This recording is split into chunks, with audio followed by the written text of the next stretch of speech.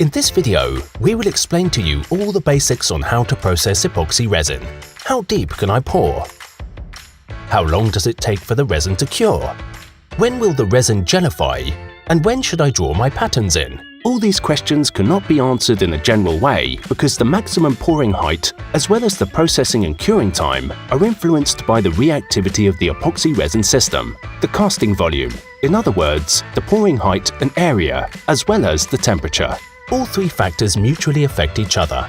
When mixing the resin and hardener together, both components react with each other.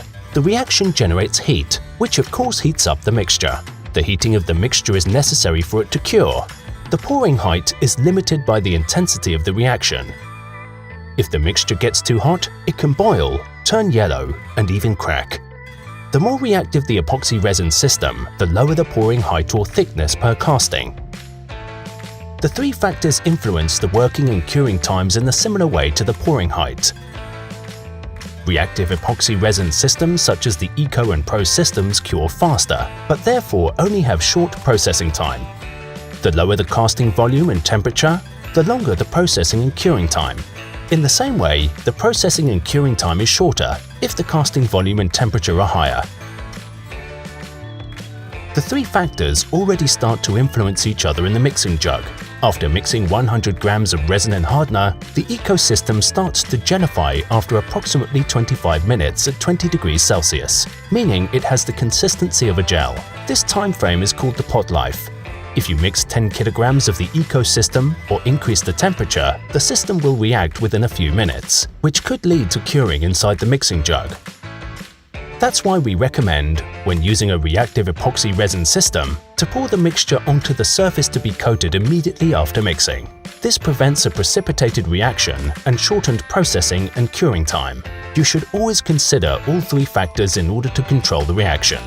The more you experiment with epoxy resin, the more you should be familiar with the epoxy resin system you are using. For example, if you are working with color pigments and would like to draw patterns, it is important that you control the gelling time in order for the drawn patterns not to fade and the color pigments not to sink. The gelling time depends on the three factors as well as on how much time the mixture is spent inside the mixing jug. If you are working with a reactive epoxy resin system, such as the Eco or Pro system, the gelling time will usually be within the first 2 hours after mixing. Depending on the casting volume and the temperature, we recommend drawing your patterns at regular intervals as long as the mixture can be processed. This way, you'll be sure to get the desired pattern. Most epoxy resin should be applied above 10 to 15 degrees Celsius, because the mixture can not only overheat, but it can also be too cold and not cure completely. This is especially true if you are applying thin coats and are working with unreactive systems. Always consider the room temperature as well as the components and substrate temperature. If the room temperature is right, but the components are too cold, the mixture won't be able to fully chemically cure. This could lead to problems such as water sensitivity, easy marking under pressure, and high scratch sensitivity. To control the reaction, you should always consider all three factors: the epoxy resin's reactivity, the casting volume, and the temperature in relation with one another.